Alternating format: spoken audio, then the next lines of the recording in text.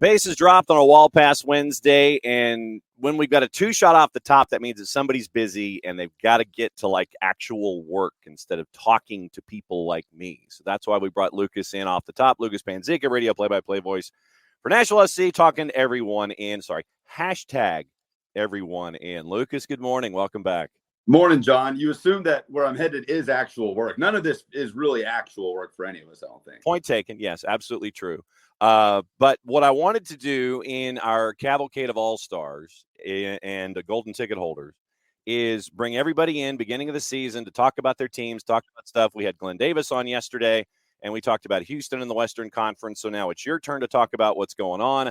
A couple of different paths that right now Gary Smith and the club are having to pursue: the regular season, the CONCACAF Hemispheric Extravaganza. So what's the offseason been like up there? Yeah, getting ready for what will definitely be, you imagine, the most games, at least if things go well, the most games in Nashville SC's short MLS history. So, I mean, right out the gate, right? It's 3 or so months of an offseason, and it's 3 games in about 7 days with your 2 CONCACAF Champions Cup ties and then the opener against New York Red Bulls. So, same core, right? You know, any Atlanta United fans that are used to watching Nashville a couple times a season, we'll see a lot of those same familiar faces up and down the spine: the Hani Mukhtars, the Walker Zimmermans, the Dan Lovitzes. But just sort of tweaking things here and there. Fafa Pico out, Tyler Boyd in. Kind of a younger version of what Pico can do, can create on the wing, can score, can swing in crosses. So apart from that, it's really, I think, all circling around what does Nashville get out of Sam Surridge with the full preseason under his belt, right? Where he was thrown into the fire last year, coming off the back of Nottingham Forest's second half of the season, straight into Leagues Cup, great debut, goes on a great run, picks up an injury in Atlanta down at Mercedes-Benz Stadium, and then just isn't quite himself for the rest of the way. He's 100%. The whole team is in a great place health-wise, so they're in a good spot to start off this stretch run. But, yeah, there's no doubt that Nashville will finish the season probably having played in the neighborhood of 45 or so games. Again, that's assuming things go well and they get off to a good start in this competition. And you mentioned Sam Surridge, and I know that he has been the focal point of a lot of conversations, both good, bad, and intriguing. And it made you wonder, I guess, at points, was the Premier League season and not getting a break, kind of like what we saw down here with Yorgos Giakoumakis when he comes in and you're still going, and then once you think your season's over, it's not, and then you're still going. Was fatigue a factor in any of this, or was it orientation? What do you think it was that when it came to Sam Surridge were all of the things that handcuffed him last season?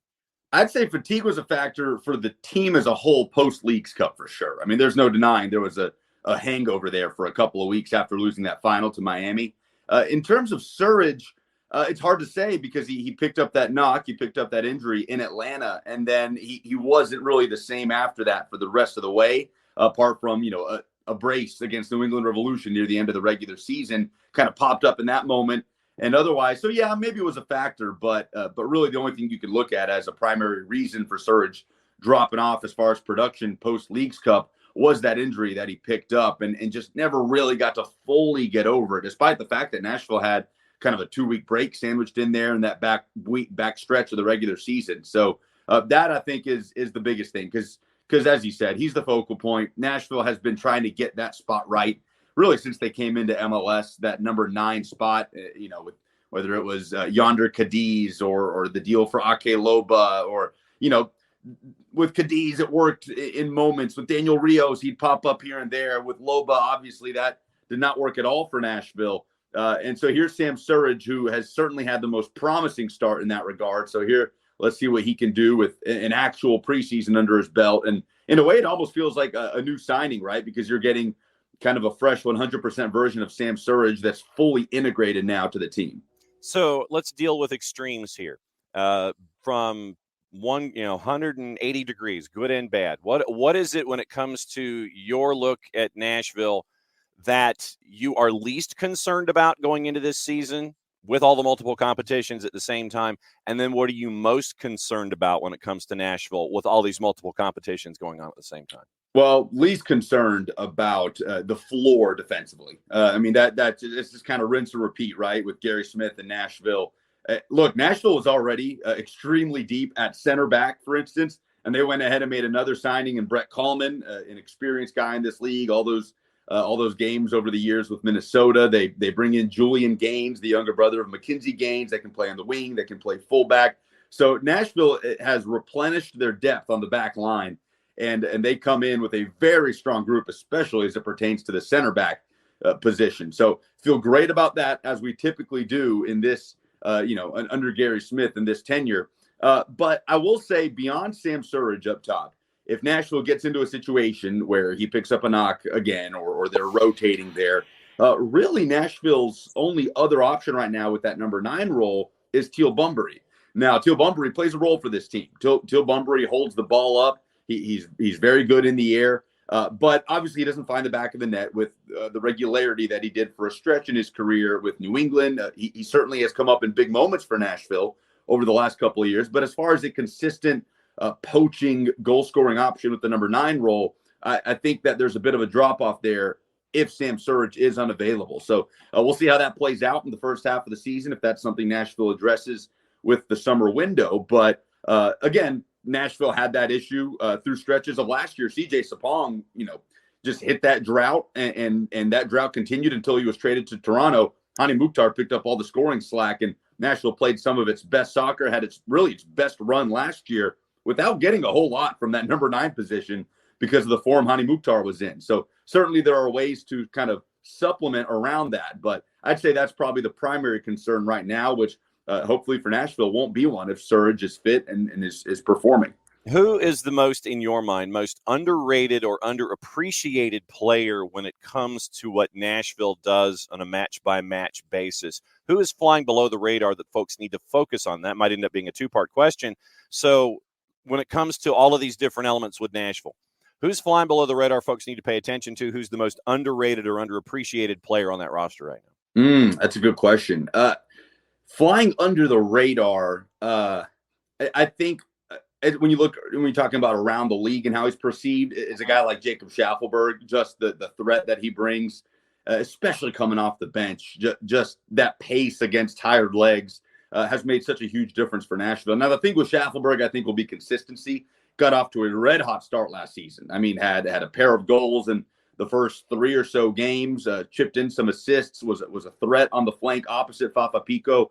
And then the production level kind of dropped off a bit for Jacob Schaffelberg. But as far as underrated, people around the league that may not know his name, I'd say Schaffelberg, a guy who I think will continue to kind of rise within the Canadian national team as well.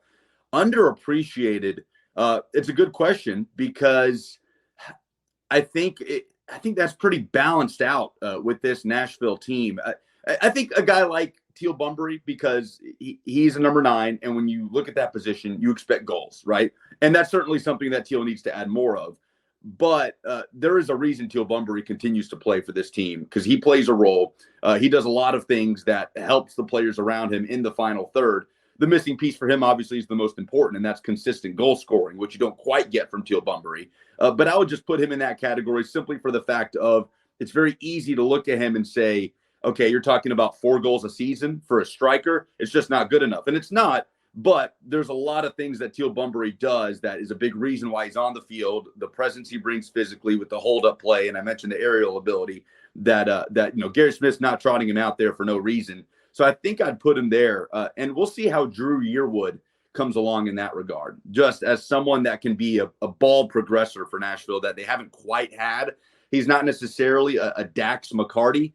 Dax out. They didn't bring in Drew Yearwood to be that number 6, just spraying balls all over the place. But he is someone that can dribble through pressure and break lines in that way. So I'll be interested to see kind of the snapshot of Gary Smith's idea of how Drew Yearwood fits in right out the gate. And don't be surprised to see Yearwood playing a little higher up the field as an option if Hani Mukhtar has to step off, or Hani Mukhtar is rotated out. Randall Leal is a little banged up right now from his time with the Costa Rican national team. So it'll be interesting to see how they utilize Yearwood for sure. No doubt, especially with his time that we're used to seeing him as a part of the Red Bullsian system and what he did there, yep. Now having to adjust what Gary wants him to do there in Nashville. Another couple of minutes here with Lucas Panzica, radio play-by-play voice for Nashville, and obviously golden ticket holder here for the show.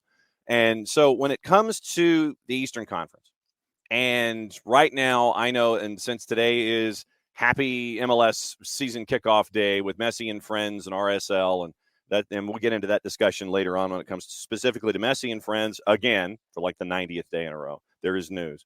When it comes to the Eastern Conference and Nashville's place in it, where do you see them right now when it comes to playoff spots, positioning? Where do you have them right now penciled in as we start these matches? Right now, again, when you're talking about Nashville as a team that has, I think, set a floor, right? So I'm going to keep with that floor, which is playoff team.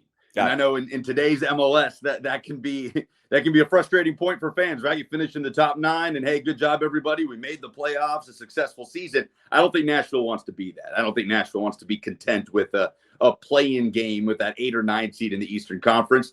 But right now, I would place Nashville firmly as a team that can be in the playoffs, that has a catalyst like Hani Mukhtar, that has a spine and a backbone that, again, just lifts their floor in terms of what they can prevent teams from doing. The question for Nashville this season will be, what does it look like when they are invited to break teams down? That's where the struggles came late last season, and we'll get a good picture of that when they go down to Mocha in the Dominican Republic, and they'll be the ones invited to break Mocha down to create those advantageous situations. And that's kind of what Nashville had to do in the preseason as well against teams like Birmingham and Memphis. So that's the big question for me, because that is what will raise the ceiling for this team. If they show they can play with the ball, that they can break down a low block with consistency, then I'm starting to put Nashville higher and higher when you talk about the goal of finishing top 5 in the East, maybe even the goal of hosting a playoff game, which is a conversation Nashville is firmly in until the last 5 or so weeks of the regular season last year. And look, as you know, it's an incredibly strong Eastern Conference. It's absolutely loaded. So that's going to be a tough task. But I'd be confident in saying Nashville fully expects to be firmly in the playoffs, and not as that sneak in as a 9 seed type of team, kind of a no doubt element to it throughout the course of the season, and then seeing what they can achieve from there. All right, cut a promo for me. Tell me what I can do to listen to the man when it comes to everything going on up there in Nashville.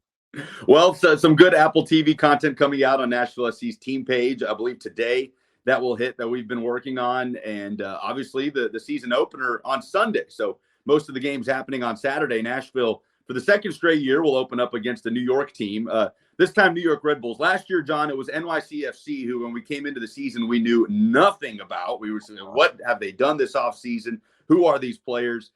Not quite the same when you talk about New York Red Bulls, right? As far as knowing what you're going to get. So Red Bulls comes in to Geodis Park.